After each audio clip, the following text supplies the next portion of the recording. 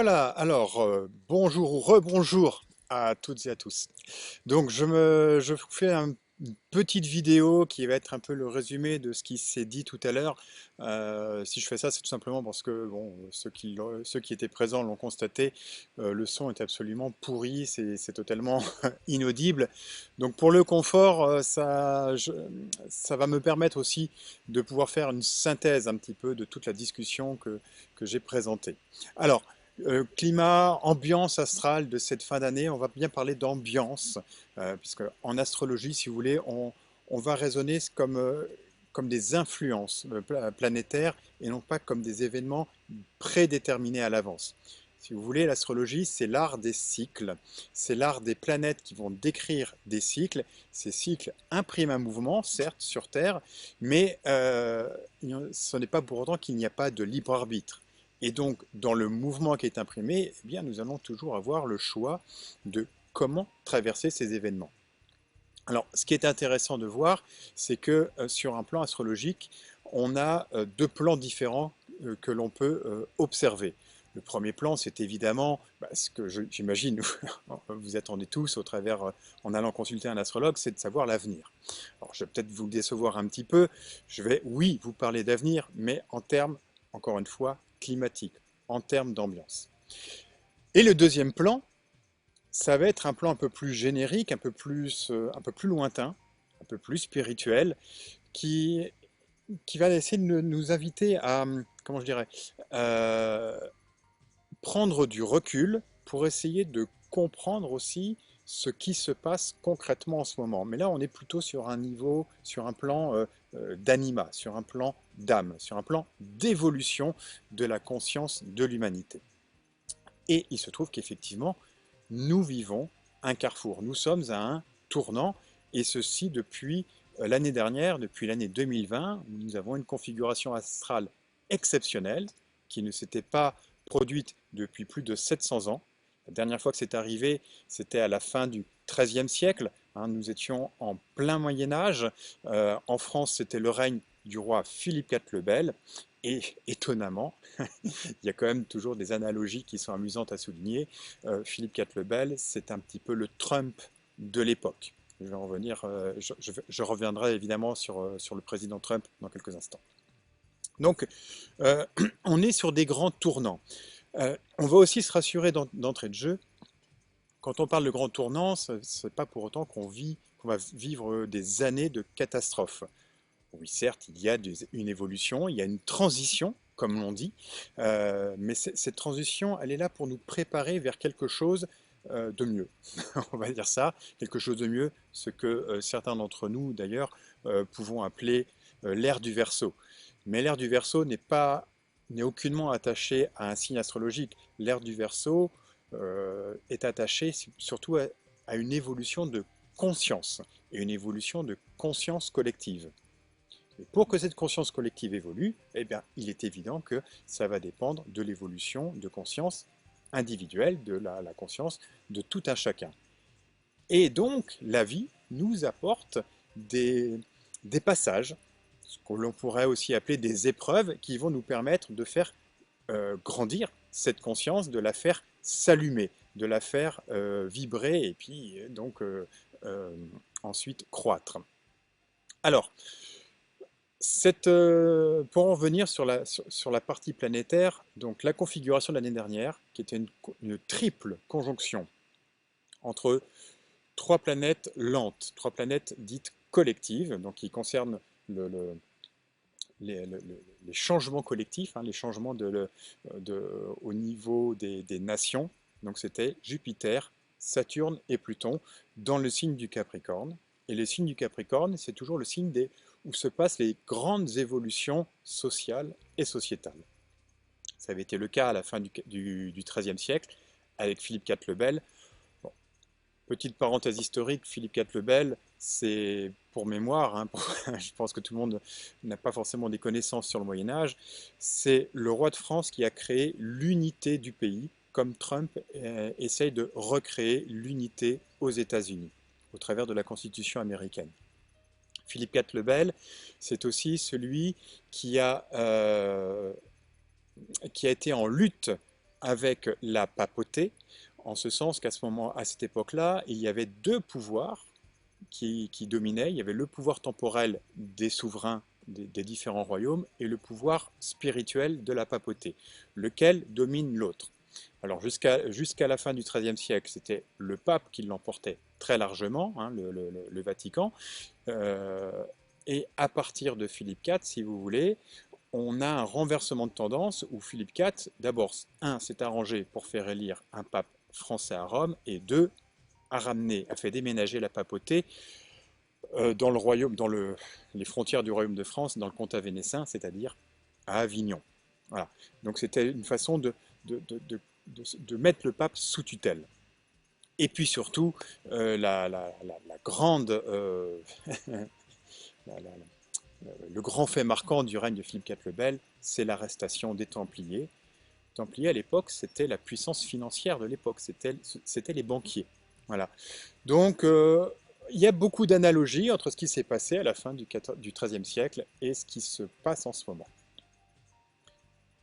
Revenons en 2021. 2021, nous avons une configuration astrale extrêmement sèche, qui est un carré décroissant entre deux planètes lentes, deux planètes de nature sèche, que sont Saturne et Uranus. Ces deux planètes nous amènent dans un climat qui est plutôt tendu, qui est plutôt autoritaire. Bingo, là, nos différents gouvernements sont en plein dans une forme de crise d'autoritarisme. Et ça n'est pas fini. Le point rassurant, c'est que ça touche à la fin. Car nous sommes dans un carré décroissant. Et un carré décroissant, vous savez, l'astrologie là pour décrypter les cycles. Et un cycle, c'est quoi? C'est vie, mort, renaissance, ou c'est mort, vie, mort, renaissance, vie, ou naissance, vie, mort, peu importe où on prend le cycle. Un cercle n'a pas vraiment de commencement. Tout ce que je peux vous dire en tant qu'astrologue, c'est que quand on est dans un cycle décroissant, c'est que des choses touchent à leur fin. Ça signifie que le système dans lequel nous vivons est en train de toucher à sa fin. C'est d'autant plus vrai que l'année dernière, nous avons eu 3 planètes qui ont marqué le signe des changements en société. Donc là, il y a des choses qui touchent à leur fin, c'est inéluctable, c'est irrémédiable. Ça, c'est le côté bonne nouvelle. Peut-être plus contraignant et plus inconfortable, c'est que effectivement, ces changements, cette fin, ces dénouements, quelque part, vont engendrer pas mal de chaos dans les semaines qui vont venir, pas mal de chaos qui vont nous obliger à, qui vont nous inviter à un repli sur nous-mêmes. Mais ce repli, de même que nous avons un réflexe instinctif quand nous nous sentons en danger, c'est de retrouver la position fétale. La position fétale, elle implique le fait de se retrouver dans une forme d'œuf, dans une forme de cocon primordial. Et l'œuf, c'est la totalité. Ça veut dire que quand on retourne en position fétale, on se replie sur soi pour retrouver les ressources qui sont en nous, les ressources nécessaires. Sur un plan individuel, nous allons devoir bouger. Et quand on dit bouger, il va falloir faire un choix entre l'ego et l'estime de soi. Je m'explique, c'est comme si aujourd'hui on avait deux forces qui se confrontaient en nous. D'un côté l'ego qui est celui des apparences, hein, qui est ce que nous raconte le mythe grec de Narcisse, et de l'autre côté l'estime de soi. Les deux sont en train de rentrer en confrontation. Alors bien sûr, l'idée c'est d'abandonner l'ego au profit de l'estime de soi. L'estime de soi, c'est quoi? C'est cette totalité de nous-mêmes. C'est être en union avec soi-même. C'est de pouvoir trouver en nous toutes les ressources et tout ce pour quoi nous sommes faits. Une fois que ce travail sera fait, eh bien je dirais que quelque part, nous deviendrons de plus en plus libres, nous pourrons assumer nos choix et la responsabilité de ce choix.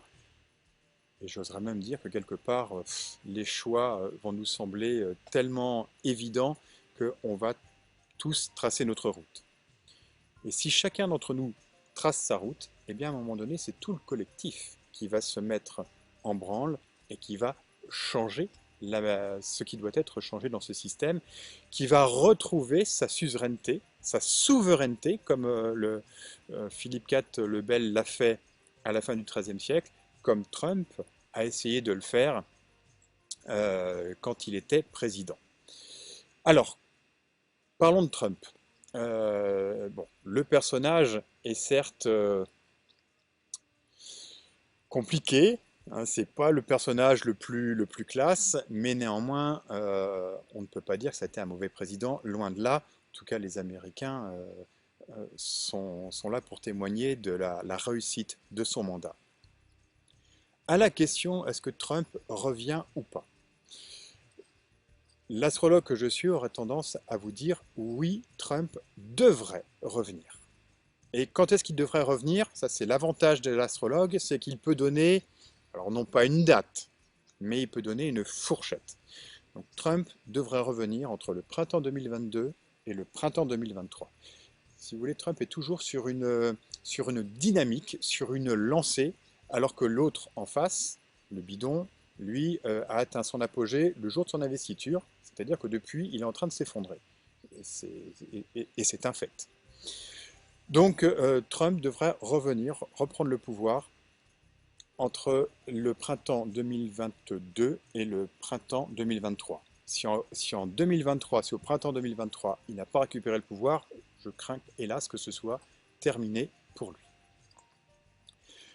Les États-Unis. Les États-Unis, c'est extrêmement important ce qui se passe. Les États-Unis vont vivre l'année prochaine un événement astrologique majeur. C'est ce que l'on appelle un retour de Pluton. En astrologie, c'est l'art des cycles, c'est l'art du cycle des planètes. Les planètes tournent autour du Soleil, et plus elles sont éloignées du Soleil, plus elles mettent du temps pour faire le tour. La planète Pluton, la plus éloignée, met 245 ans pour faire un tour complet. Et il se trouve que nous arrivons 245 années après la naissance des États-Unis, après la déclaration d'indépendance et la mise en place de la Constitution américaine. C'est la raison pour laquelle, bon, j'échange beaucoup en ce moment avec Sylvia, parce que Sylvia, coucou, hein, Sylvia est une des rares personnes aujourd'hui à faire de l'information. Ce qu'elle nous décrit, c'est ce qui se passe concrètement aux États-Unis au niveau des patriotes, dans le clan de Trump. Et qu'est-ce que Trump fait avec le général Flynn particulièrement? Ils sont en train de faire réapprendre aux Américains les fondements, les valeurs de leur constitution. Parce qu'il y a 245 ans, les États-Unis se sont lancés un défi, celui de naître. Et de naître autour d'une promesse qui a deux visages. D'un côté, c'est l'union, de l'autre côté, ce sont les libertés individuelles. À ma main gauche, les libertés individuelles, à ma main droite, l'union, ou inversement, peu importe. Sauf que ça n'est... En gros, l'idée, c'est de s'unir autour des libertés individuelles, de s'unir au nom des libertés individuelles. Ça, c'est le défi que se sont lancés les Américains en s'inspirant très largement des frères français. Et oui, il y a un lien de fraternité qui est indéniable entre la France et les États-Unis. Les États-Unis sont inspirés des idées des Lumières développées par les Français, et il y aura toujours quelque chose un lien extrêmement fort, peut-être parfois ténu, mais très très fort entre les deux pays. Ce défi que se sont lancés les Américains, c'est de s'unir autour d'un texte qui est devenu quasiment sacré, aussi sacré que l'est la Bible pour les chrétiens. Ce texte, donc, c'est de s'unir pour les libertés individuelles. Or, l'année prochaine, les Américains vont devoir faire face à un retour de Pluton qui est comme s'ils devaient remettre sur l'ouvrage, sur la table, leur promesse de créer cette union autour des libertés individuelles. Et actuellement, c'est ça qui coince aux États-Unis. Depuis les élections de 2020, On a toujours cette division entre d'un côté les démocrates, de l'autre côté les républicains. Les démocrates qui sont l'ancien parti esclavagiste, et oui, ça les Français ne le savent pas, mais euh, historiquement les démocrates étaient des esclavagistes, et le parti républicain qui a été fondé en 1854 était un parti anti-esclavagiste. En 1861 a eu lieu la guerre de sécession aux États-Unis. C'était à l'époque un retour d'Uranus. Ils ont dû renouer à ce moment-là avec leurs promesses. Et qu'est-ce qui s'est passé à ce moment-là? Les démocrates ont voulu faire sécession, c'est-à-dire quitter l'Union pour continuer à prospérer sur l'économie des esclaves, sur l'esclavage. Il a fallu la force et la détermination du premier président républicain Abraham Lincoln pour non seulement réussir à maintenir l'Union, et en plus réussir à parvenir à abolir l'esclavage.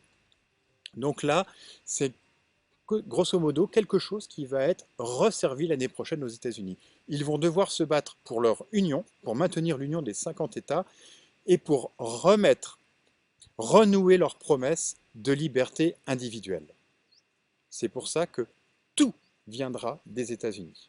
Quand ils auront réglé leur situation, quand ils auront remis au goût du jour les fondements, les fondamentaux de la Constitution américaine, à partir de ce moment-là, c'est tout le reste, tous les autres peuples, toutes les autres nations qui vont suivre le mouvement.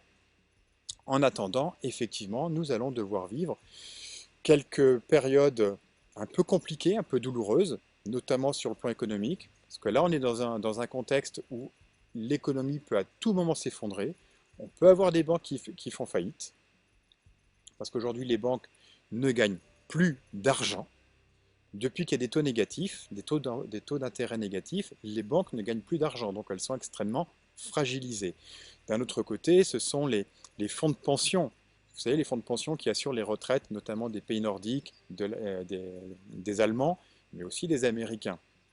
Ces fonds de pension prospèrent sur les obligations d'État. Vous savez, les emprunts que les États passent sur les marchés pour pouvoir financer leurs travaux ou payer les fonctionnaires. Donc on sait aujourd'hui que ces emprunts sont réalisés avec des taux d'emprunt, avec des taux d'intérêt négatifs. Ça veut dire que ni les fonds de pension ni les banques ne fabriquent plus d'argent, ne peuvent plus gagner d'argent. In fine, ils ne pourront plus payer les retraites, et in fine, ils ne pourront plus emprunter aux États, et in fine, ce sont les États qui ne pourront plus payer les fonctionnaires, les retraites, etc., etc. Donc c'est tout le système, la clé de voûte du système qui est en train de s'effondrer. Alors ce que je dis là peut vous sembler catastrophique. Oui et non. Alors oui parce que c'est un passage obligé, non parce que ça va être très rapide. Oui, ce passage obligé, c'est comme un passage initiatique qui va nous obliger à nous replier sur nos fondamentaux de nous-mêmes. Quand on retourne sur ces fondamentaux, quand on se met en position fétale, c'est là que nous allons vraiment découvrir qui nous sommes, chacun individuellement parlant. Et ça, c'est la meilleure chose qui puisse arriver. Parce que ce faisant, c'est là que nous allons pouvoir nous réemparer de notre liberté. Et vous l'aurez noté que cette liberté aujourd'hui, c'est quand même de ça dont il est question dans le monde. Tous les samedis, nous sommes en train de défiler au nom de liberté. Voilà, donc la liberté, c'est ce que l'on va devoir retrouver, et c'est ce que les États-Unis, notamment les républicains, veulent remettre en place, veulent retisser. Ça, c'est le travail qui va, à partir de maintenant et pour les quelques semaines et les quelques mois qui viennent. Mais ça va être très rapide. Ce n'est pas une histoire de plusieurs années. On n'est pas dans la situation de 1940 où on s'en va vers 5 ans d'horreur absolue avec des chambres à gaz, etc., etc. Ça va pas être simple, mais ça va aller très vite. Et puis à ce moment-là aussi, nous allons pouvoir redécouvrir cette communion, cette solidarité, puisque chacun, à la manière d'un puzzle, va trouver sa place pour constituer cette belle image du puzzle. Nous sommes actuellement dans le mois du Scorpion. Le mois du Scorpion, c'est un des signes les plus émotionnels qui soit. C'est un signe, c'est une énergie qui recherche la communion, qui recherche à communier. Et il n'y a que deux façons de communier avec le Scorpion. C'est très simple. Soit on communie dans l'amour, soit on communie dans la guerre. Les deux mènent au même. C'est de pouvoir communier. C'est de pouvoir... Et communier, c'est comme une union. C'est pouvoir se réunir. Et en premier lieu, se réunir avec nous-mêmes. C'est pour ça qu'en ce moment-là, dans les jours que nous traversons, émotionnellement, c'est intense. On voit des choses qui sont en train d'éclater à la vérité, à la lumière. On a des réactions émotionnelles qui sont parfois un peu exacerbées parce qu'on a besoin de retisser des nouveaux repères. Et c'est ça qui va nous amener progressivement à changer de système. Car les nouveaux repères, ce ne sont plus les repères extérieurs, ce ne sont plus nos chefs d'État. Les vrais repères qui doivent compter, c'est nous-mêmes. Voilà. Grosso modo, c'est un petit peu le message que je voulais vous passer. Donc, c'est vraiment l'idée de se débarrasser de l'ego pour investir l'estime de soi, pour s'incarner complètement sur Terre, hein. On ne va pas chercher à s'enfuir vers le ciel. Non, il faut, là, maintenant, c'est le moment de revenir sur Terre, de faire corps avec la mère Terre. C'est comme ça que les choses... On est beaucoup plus solide qu'on ne le croit. Mais c'est comme ça, c'est en revenant à l'intérieur de nous-mêmes, sur cette Terre, que nous allons pouvoir traverser, mais très simplement finalement, cette période. Alors bien sûr, et pour terminer, il faut aussi accepter que tout n'est pas écrit. Ni un astrologue, ni un voyant ne pourra vous dire exactement ce qui va se passer, parce que nous avons toujours cette part de libre arbitre, dans la mesure où nous respectons notre plan d'évolution, si je puis dire. Donc, la chose la plus importante qu'il faut viser dans ce moment-là, c'est sa liberté individuelle. Quand on est libre, on est créatif. Quand on est libre, on trouve sa place, on est positionné sur Terre. Et quand on trouve sa place, mais c'est tout qui devient très très simple. Voilà. Donc c'était les quelques mots que je souhaitais vous dire. C'est un cap très important. Oui, on est sur la grande ère platonicienne. On est en train de changer. On passe du signe du Poisson vers le signe du Verseau. Donc c'est un grand moment d'évolution collective. Nous ne sommes pas encore dans l'ère du Verseau.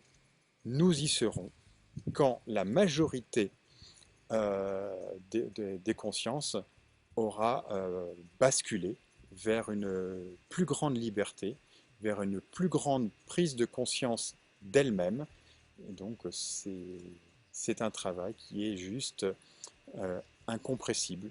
On ne peut pas faire autrement. Nous sommes condamnés à être libres, nous sommes condamnés à faire le choix de la liberté. Ça signifie, par opposition, que faire le choix de la liberté, c'est éviter que d'autres choisissent pour nous. Voilà, c'est grosso modo, l'enjeu il est là. Aujourd'hui, nous avons des États qui essayent de décider pour nous, qui veulent nous piquer, qui veulent nous confiner. Non, ça c'est pas notre liberté. C'est là, justement, finalement, ces grandes forces négatives auxquelles nous sommes confrontés, elles nous aident à nous éveiller à notre liberté personnelle et individuelle. Je vous souhaite un excellent dimanche. Je vous dis à bientôt. Si vous avez des questions, vous les poserez dans les commentaires de ce post et j'y répondrai bien sûr avec le plus grand plaisir si toutefois j'en ai les capacités. Je vous embrasse, à très bientôt.